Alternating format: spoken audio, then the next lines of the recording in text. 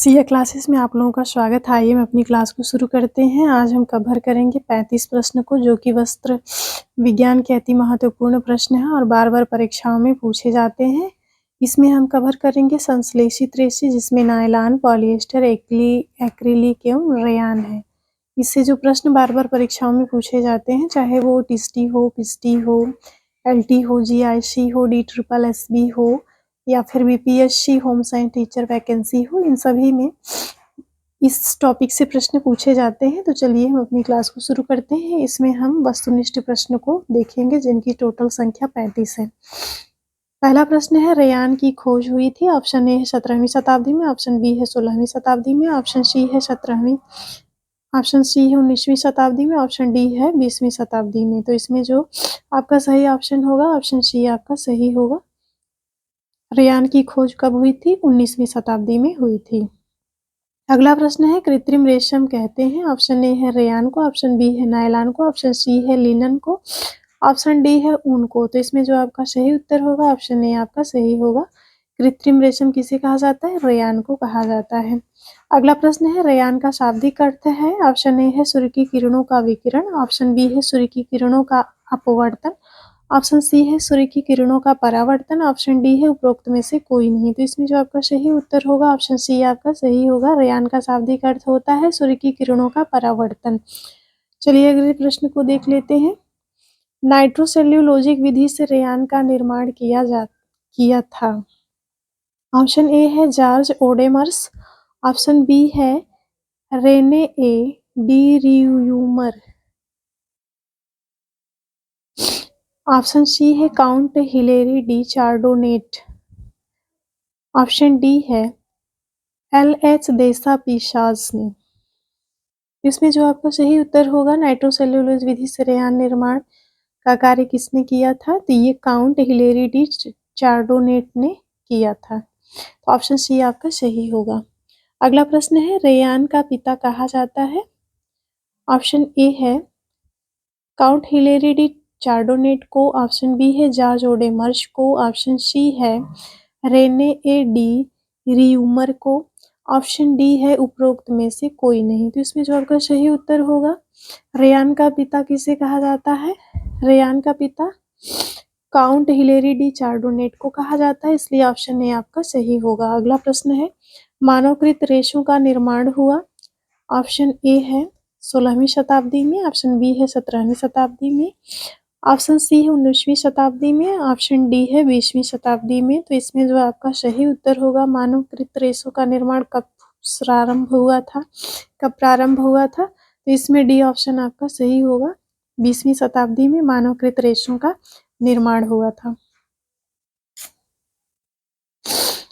अगला प्रश्न है, कुप्रामोनियम विधि में रुई की पट्टियों को सोडा एस तथा सोडियम हाइड्रोक्साइड के साथ उबालकर ब्लीच कराया जाता है। ऑप्शन ए है क्लोरीन से, ऑप्शन बी है हाइड्रोजन पर ऑक्साइड से, ऑप्शन सी है ब्लीचिंग पाउडर से, ऑप्शन डी है उपरोक्त सभी से। तो इसमें जो आपका सही उत्तर होगा, ऑप्शन ए आपका सही होगा, क्लोरीन से। कुप्रामोनियम विधि में रुई की पट्टियों को सोडा एस तथा सोडियम क्लोराइड के साथ उबालकर ब्लीच कराया जाता है, वो भी क्लोरीन के साथ मिला करके ब्लीच कराया जाता है। तो ऑप्शन ए आपका सही होगा। अगला प्रश्न है, नाइट्रोसेल्यूलोज विधि में रुई की पट्टियों की प्रतिक्रिया कराई जाती है। ऑप्शन ए है HNO3 और H2SO4 से, ऑप्शन बी है सोडा एस और NaOH से, ऑप्शन सी है केवल NaOH से, ऑप्शन डी है उपरोक्त सभी। तो इसमें जो आपका सही उत्तर होगा, ऑप्शन ए आपका सही होगा। नाइट्रोसेल्यूलोज विधि में रुई की पट्टियों की प्रतिक्रिया किससे कराई जाती है? HNO3 और H2SO4 से कराई जाती है। अगला प्रश्न देख लेते हैं, आजकल रेयान का निर्माण होता है। ऑप्शन ए है कुप्रामोनियम विधि से, ऑप्शन बी है नाइट्रोसेल्यूलोज विधि से, ऑप्शन सी है विस्कास विधि से, ऑप्शन डी है एसीटेट सेलुलोज विधि से। तो आजकल रेयान का निर्माण किससे होता है? विस्कास विधि से होता है। ऑप्शन सी आपका सही होगा, विस्कास विधि। अगला प्रश्न है, एसीटेट रेयान का निर्माण किया था। ऑप्शन ए है क्रॉस वीवन तथा पीडल ने, ऑप्शन बी है हेनरी व ड्रैफस ने, ऑप्शन सी है Henry D Chardonnet, option D है उपरोक्त में से कोई नहीं। तो रेयान एसीटेट का निर्माण किसने किया था? हेनरी व ड्रेफस ने। तो ऑप्शन बी आपका सही होगा। अगला प्रश्न देख लेते हैं। रेयान का अनुप्रस्थ काट होता है किसके समान? ऑप्शन ए है ऐंठन युक्त रिबन के समान, ऑप्शन बी है सीढ़ी के, ऑप्शन सी है खोखली नली के, ऑप्शन डी है धारियों वाली छड़ के। इसमें जो आपका सही उत्तर होगा ऑप्शन डी आपका सही होगा। रेयान का अनुप्रस्थ काट कैसा होता है? धारियों वाली छड़ के समान होता है। अगला प्रश्न है, रेयान का व्यास निर्भर किस पर करता है? ऑप्शन ए है कच्ची सामग्री पर, ऑप्शन बी है स्पिनरेट के छिद्रों पर, ऑप्शन सी है कोलाइडल घोल पर, ऑप्शन डी है उपरोक्त में से सभी पर। इसमें जो आपका सही उत्तर होगा ऑप्शन बी आपका सही होगा। रेयान का व्यास किस पर निर्भर करता है? स्पिनरेट के छिद्रों पर निर्भर करता है। अगला प्रश्न है, रेयान में प्रतिस्कंदता पाई जाती है। ऑप्शन ए है ऊन से अधिक, ऑप्शन बी है रेशम से अधिक, ऑप्शन सी है ऊन और रेशम से कम, ऑप्शन डी है नायलॉन से अधिक। तो इसमें जो आपका सही उत्तर होगा ऑप्शन सी आपका सही होगा। रेयान में प्रतिस्कंदता पाई जाती है ऊन और रेशम से कम। अगला प्रश्न है, भीगने पर रेयान की मजबूती ऑप्शन ए है 25 से 30% तक बढ़ जाती है, ऑप्शन बी है 25 से 30% तक घट जाती है, ऑप्शन सी है कोई परिवर्तन नहीं होता है, ऑप्शन डी है उपरोक्त में से कोई नहीं। तो इसमें जो आपका सही उत्तर होगा ऑप्शन बी आपका सही होगा। भीगने पर रेयान की मजबूती 25 से 30% तक घट जाती है। अगला प्रश्न है, एसिटिक अम्ल से प्रतिक्रिया कराने पर रेशे क्षतिग्रस्त होते हैं। ऑप्शन ए है विस्कास रेयान, ऑप्शन बी है कुप्रामोनियम रेयान, ऑप्शन सी है एसीटेट रेयान, ऑप्शन डी है उपरोक्त सभी। तो इसमें जो आपका सही उत्तर होगा ऑप्शन सी आपका सही होगा। एसीटेट अम्ल से प्रतिक्रिया कराने पर रेशे क्षतिग्रस्त होते हैं, वो भी किसका रेशा? एसीटेट रेयान का रेशा क्षतिग्रस्त हो जाता है। अगला प्रश्न है, एसीटेट रेयान को रंगना ऑप्शन ए है सरल है, ऑप्शन बी है कठिन है, ऑप्शन सी है रंगाई संभव नहीं, ऑप्शन डी है उपरोक्त में से कोई नहीं। इसमें जो आपका सही उत्तर होगा ऑप्शन बी आपका सही होगा। एसीटेट रेयान को रंगना कठिन होता है। अगला प्रश्न है, संश्लेषित रेशों का निर्माण होता है। ऑप्शन ए है सेल्यूलोज रेशों से, ऑप्शन बी है प्रोटीन रेशों से, ऑप्शन सी है केवल कुछ तत्वों से, ऑप्शन डी है उपरोक्त में से कोई नहीं। तो संश्लेषित रेशों का निर्माण किससे होता है? ऑप्शन सी आपका सही होगा, केवल कुछ तत्वों से संश्लेषित रेशों का निर्माण होता है। अगला प्रश्न है, जादुई रेशा कहते हैं। ऑप्शन ए है रेयान को, ऑप्शन बी है नायलॉन को, ऑप्शन सी है डेक्रान को, ऑप्शन डी है उपरोक्त में से सभी को। इसमें जो आपका सही उत्तर होगा ऑप्शन बी आपका सही होगा। नायलॉन को हम क्या कहते हैं? जादुई रेशा कहते हैं। अगला प्रश्न है, ताप शून्य रेशे पॉलीमर रसायन से निर्मित होते हैं, इन्हें कहा जाता है।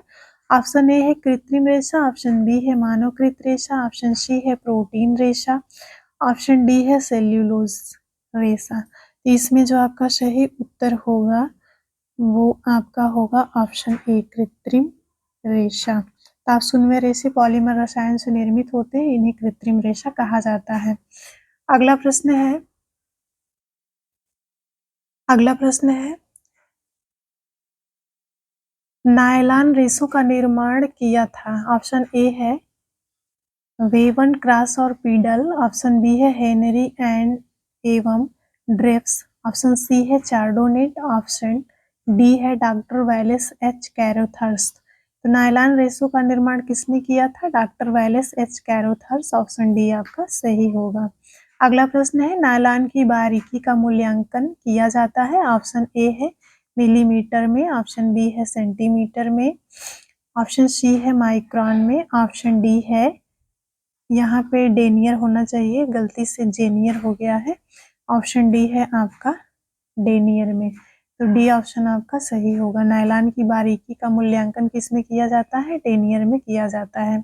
अगला प्रश्न है, नायलॉन के धागे को खींचकर लंबाई में बढ़ाकर विशेष प्रक्रिया द्वारा घुंघराले बनाए जाते हैं।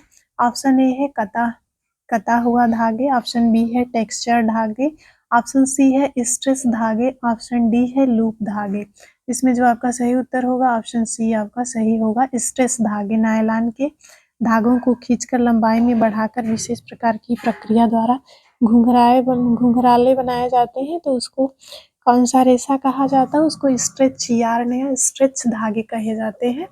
अगला प्रश्न है, नायलॉन का अनुप्रस्थ काट होता है। ऑप्शन ए है गोल, छोटे व चित्तीदार, ऑप्शन बी है घुमे हुए रिबन जैसे, ऑप्शन सी है चिकनी छड़ जैसे, ऑप्शन डी है उपरोक्त में से कोई नहीं। तो इसमें जो आपका सही उत्तर होगा आपका ए ऑप्शन सही होगा। नायलॉन का अनुप्रस्थ काट कैसा होता है? गोल, छोटे व चित्तीदार होता है।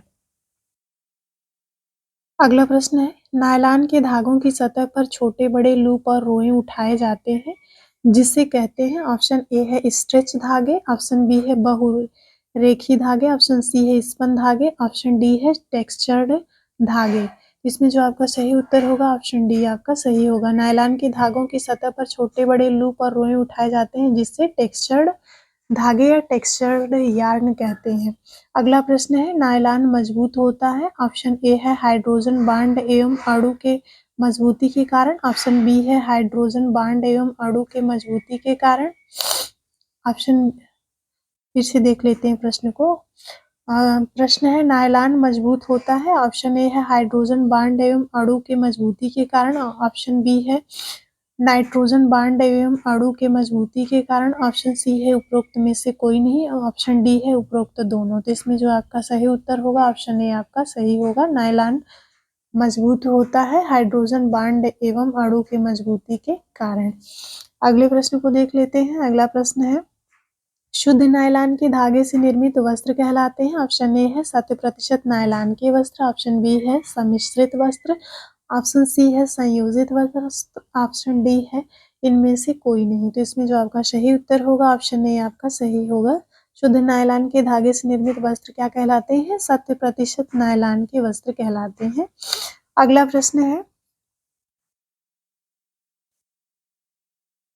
अगला प्रश्न है, हीट सेट नायलॉन वस्त्र में ऑप्शन ए है प्रतिस्कंदता बढ़ाई जाती है, ऑप्शन बी है सिकन प्रतिरोधकता उत्पन्न की जाती है, ऑप्शन सी है प्रत्यास्थता बढ़ाई जाती है, ऑप्शन डी है अवशोषकता बढ़ाई जाती है। तो इसमें जो आपका सही उत्तर होगा वो आपका होगा ऑप्शन बी, सिकन प्रतिरोधकता उत्पन्न की जाती है। हीट सेट नायलॉन वस्त्र में सिकन प्रतिरोधकता उत्पन्न की जाती है, इसलिए बी ऑप्शन आपका सही होगा। अगला प्रश्न है, नायलॉन के रेशों पर तीव्र और गर्म अम्ल का ऑप्शन ए है कोई प्रभाव नहीं पड़ता, ऑप्शन बी है रेशे घुल जाते हैं, ऑप्शन सी है रेशे निर्बल हो जाते हैं, ऑप्शन डी है उपरोक्त में से कोई नहीं। तो इसमें जो आपका सही उत्तर होगा ऑप्शन बी आपका सही होगा।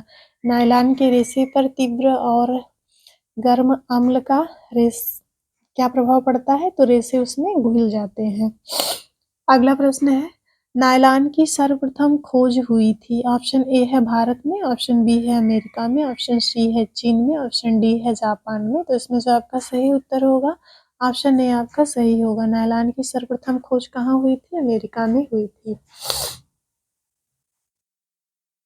अगला प्रश्न है, नायलॉन निर्माण के लिए उपयुक्त है। ऑप्शन ए है 8-8 पॉलीमर, ऑप्शन बी है 4-4 पॉलीमर, ऑप्शन सी है 6-6 पॉलीमर, ऑप्शन डी है उपरोक्त में से कोई नहीं। तो इसमें जो आपका सही उत्तर होगा ऑप्शन सी आपका सही होगा। 6-6 पॉलीमर या 66 पॉलीमर नायलॉन निर्माण के लिए क्या होता है? उपयुक्त होता है, इसलिए सी ऑप्शन आपका सही होगा। अगला प्रश्न है, नायलॉन के धागे का व्यास निर्भर करता है। ऑप्शन ए है कच्ची सामग्री पर, ऑप्शन बी है स्पिनरेट के छिद्रों के व्यास पर, ऑप्शन सी है खींचने की प्रक्रिया पर, ऑप्शन डी है उपरोक्त सभी। तो इसमें जो आपका सही उत्तर होगा वो आपका ऑप्शन डी सही होगा। नायलॉन के धागे का व्यास किस पर निर्भर करता है? तो आपका उपरोक्त सभी पर निर्भर करता है, इसलिए ऑप्शन डी आपका सही होगा। कच्ची सामग्री पर भी निर्भर करता है, स्पिनर के छिद्रों के व्यास पर भी, खींचने की प्रक्रिया पर भी निर्भर करता है, इसलिए डी ऑप्शन आपका सही होगा। अगला प्रश्न है, नायलॉन के वस्त्रों में तनाव सामर्थ्य होती है। ऑप्शन ए है अत्यधिक, ऑप्शन बी है साधारण, ऑप्शन सी है बिल्कुल नहीं, ऑप्शन डी है अति कम। तो इसमें जो आपका सही उत्तर होगा वो आपका ऑप्शन ए सही होगा। नायलॉन के वस्त्रों में तनाव सामर्थ्य क्या होती है? बहुत अधिक होती है।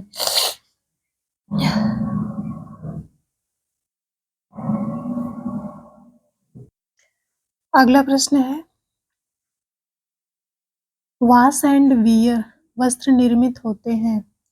ऑप्शन ए है टेरिलीन और ऊन के रेशों से, ऑप्शन बी है टेरिलीन और रेयान के रेशों से, ऑप्शन सी है टेरिलीन और सूती रेशों से, ऑप्शन डी है उपरोक्त में से कोई नहीं। तो इसमें जो आपका सही उत्तर होगा ऑप्शन सी आपका सही होगा।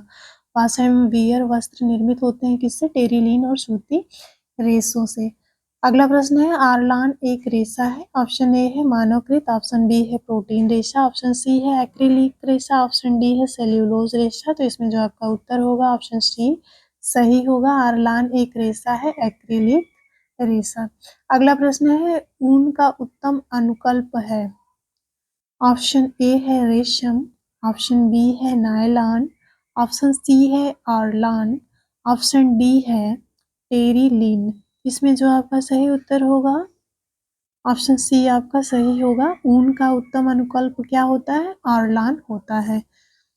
ये रही 35 प्रश्नों की श्रृंखला जो कि बहुत ही इम्पोर्टेंट है। सभी परीक्षाओं में इससे प्रश्न आते हैं। इसको आप लोग अच्छे से रिवाइज करिएगा। आज की क्लास यहीं पे समाप्त होती है।